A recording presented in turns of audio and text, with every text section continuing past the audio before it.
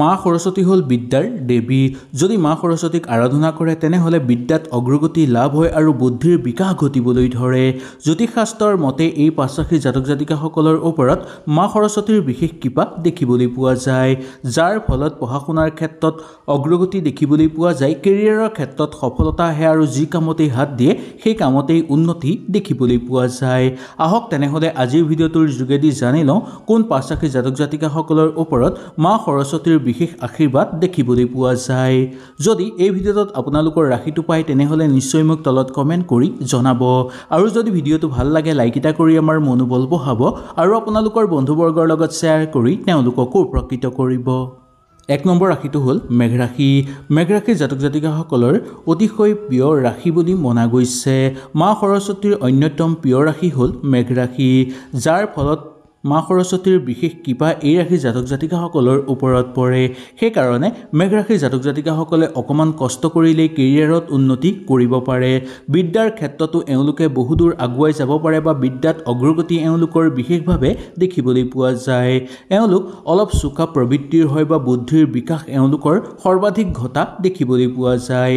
সোনকালে এওঁলোকে নিজৰ সমস্যা সমাধান কৰি ল'ব পাৰে আৰু নিজৰ বুদ্ধিৰ বলত জীৱনৰ সকলো সমস্যা নিঃসন্দেহে আঁতৰ কৰি ল'ব পাৰে। জীৱনৰ সকলো ক্ষেত্ৰতে এওঁলোকে সফলতা অৰ্জন কৰিব পাৰে। মাথো অকণমান কষ্ট কৰিলে এওঁলোকে সকলো দিশতে আনন্দময় হিচাপে পাৰ কৰিব পৰা দেখিবলৈ পোৱা যায়। খেল ধেমালিৰ ক্ষেত্ৰতো অগ্ৰগতি দেখিবলৈ পোৱা যায়। পঢ়া শুনাৰ ক্ষেত্ৰত এওঁলোকে বহুদূৰ যাব পাৰে। যদি অকণমান কষ্ট কৰে তেনেহলে ভাল লাভ কৰিব পাৰে। এইসকল লোকে বেছিকৈ চৰকাৰী চাকৰি লাভ কৰাৰ প্ৰবল যোগ দেখিবলৈ পোৱা যায়। মেঘ ৰাশিৰ জাতক জাতিকাসকলৰ ওপৰত মা সৰস্বতীৰ বিশেষ কৃপা থকাৰ ফলত কেৰিয়াৰৰ ক্ষেত্ৰত সদায় অগ্ৰগতি থাকে আৰু চাকৰি বাকৰিৰ ক্ষেত্ৰত বা কৰ্ম জীৱনৰ ক্ষেত্ৰতো নিজৰ প্ৰতিভা এওঁলোকে সুন্দৰভাৱে দেখুৱাব পাৰে। মনৰ দৃঢ়তাৰ এওঁলোকৰ সৰ্বাধিক দেখিবলৈ পোৱা যায়। এওঁলোকে আনক সহায় কৰি বেছি ভাল পায় আৰু আনৰ পৰাও এওঁলোকে সম্পূৰ্ণভাৱে সহায় সহযোগিতা লাভ কৰিবলৈ সক্ষম হয়। সেইকাৰণে মা সৰস্বতীৰ প্ৰিয় ৰাশি মেঘ ৰাশি বুলি মনা গৈছে, যাৰ ফলত কৰ্মজীৱনত উন্নতি কৰাৰ উপৰিও আৰ্থিক ক্ষেত্ৰত স্বাৱলম্বী হ'ব পাৰে এওঁলোক। নতুনকৈ কিবা কামত হাত দিলেই সেই কামতো এওঁলোকে সফলতা অতি সোনকালে লাভ কৰিব পৰাৰ যোগ দেখিবলৈ পোৱা যায়। 2 নম্বৰটো হ'ল বৃষ ৰাশি। বৃষ ৰাশিৰ জাতক জাতিকাসকলৰ ওপৰত মা সৰস্বতীৰ বিশেষ কৃপা দেখিবলৈ পোৱা যায়। মা সৰস্বতীৰ কৃপাৰ ফলত ভাগ্য সলনি হৈ পৰে এওঁলোকৰ ওপৰত। এওঁলোকে যি কাম কৰিব বিচাৰে সেই কামত মা সৰস্বতীয়ে এওঁলোকক সকলো ক্ষেত্ৰতে সহায় সহযোগিতা কৰে। শিক্ষাৰ ক্ষেত্ৰত বহুদূৰ যাব পাৰে বা এওঁলোক বহু চোকা প্ৰবৃত্তিৰ বুলি ক'ব পৰা যায়। বুদ্ধি এওঁলোকৰ সদায় ভাল হয়। ভাল কামত এওঁলোকে আগুৱাই যোৱাৰ সৰ্বাধিক গুণ দেখিবলৈ পোৱা যায় আৰু বেলেগৰ কথা এওঁলোকে বেছিকৈ বেয়াকৈ চিন্তা নকৰে বা বেলেগৰ কথা ইমান চিন্তা নকৰে, কাৰণ ঘৰৰ কথা চিন্তা কৰিয়ে এওঁলোকে বহু সুখী অনুভৱ কৰা দেখিবলৈ পোৱা যায়। ঘৰখনৰ কাৰণে এওঁলোকে সকলো কৰিব পাৰে আৰু ঘৰখনৰ কাৰণেই এওঁলোকে বেছিকৈ চিন্তা কৰি যোৱা দেখিবলৈ পোৱা যায়। মা সৰস্বতীৰ পৰম কৃপাৰ ফলত এওঁলোকে সকলো দিশতে আগুৱাই যাব পাৰে। চাকৰিৰ ক্ষেত্ৰত সাফল্যতা লাভ কৰিব পাৰে। কৰ্মক্ষেত্ৰত এওঁলোকৰ উন্নতি হয়।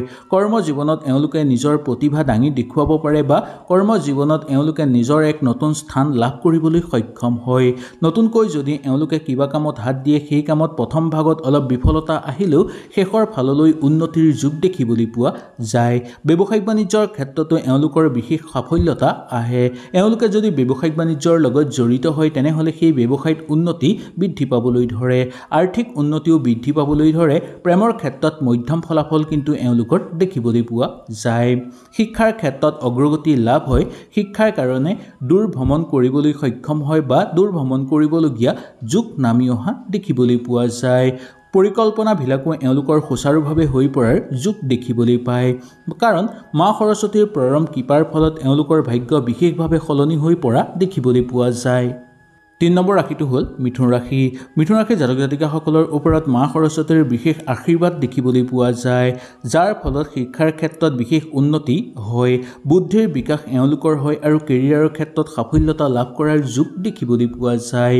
নতুনকৈ কিবা চিন্তাধাৰণা এওঁলোকৰ সদায় মনলৈ আহে আৰু ভাল ভাল চিন্তাৰ ফলত এওঁলোকে যি কাম কৰিবলৈ ইচ্ছা কৰে সেই কামত আগুৱাই যোৱাৰ যোগ দেখিবলৈ পোৱা যায়।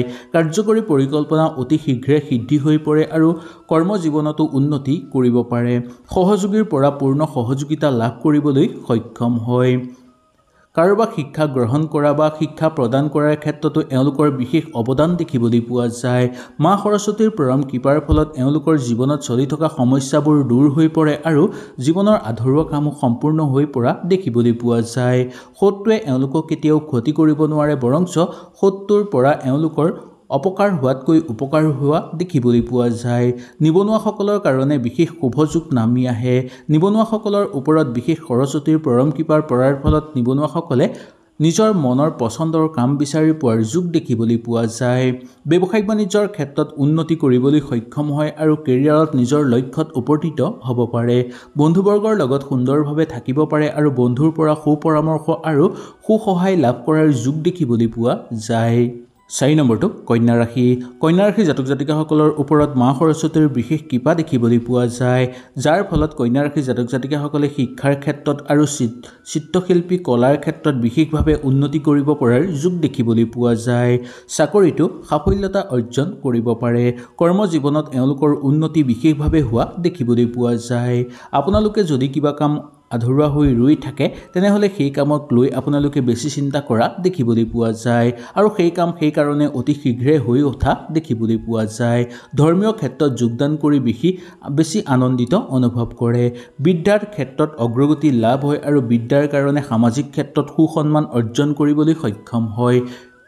বিশেষকৈ এওঁলোকৰ কেৰিয়াৰৰ ক্ষেত্ৰত শিক্ষয়িত্ৰী হোৱাৰ বা শিক্ষাগুৰু হোৱাৰ সম্ভাৱনা বিশেষভাৱে দেখিবলৈ পোৱা যায়।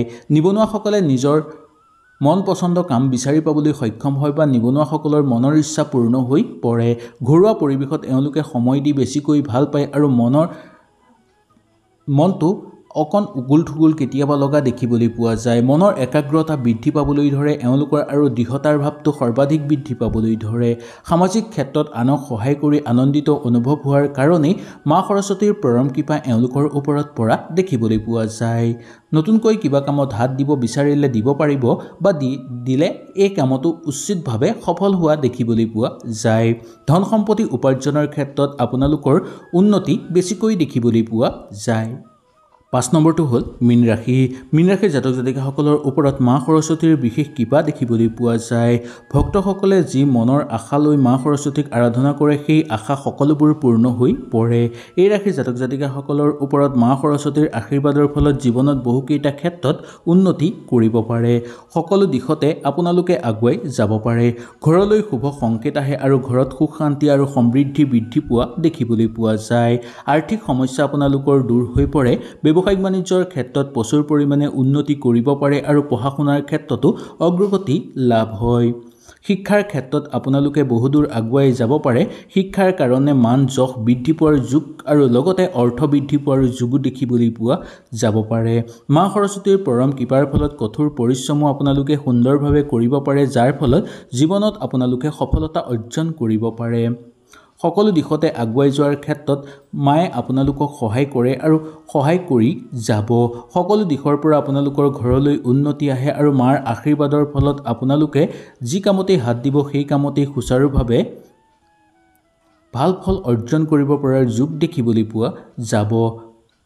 মাৰ কৃপাৰ ফলত আপোনালোকৰ ঘৰত ধন সম্পত্তি দুগুণে বৃদ্ধি পোৱা দেখিবলৈ পোৱা যায় আৰু শিক্ষাৰ ক্ষেত্ৰত আপোনালোকৰ ঘৰখনত এক নতুন স্থান হৈ পৰা দেখিবলৈ পোৱা যায়। হয়তো এই ভিডিঅ'টোৰ যোগেদি আপোনালোকে সুন্দৰভাৱে বুজি পালে। যদি কিবা অসুবিধা পালে নিশ্চয় মোক তলত কমেণ্ট কৰি জনাব। তেনেহ'লে আজিলৈ আপোনালোকৰ ওচৰৰ পৰা বিদায় লৈছোঁ। কালিলৈ পুনৰ আপোনালোকক লগ পোৱাৰ প্ৰতিশ্ৰুতিৰে আজিলৈ নমস্কাৰ।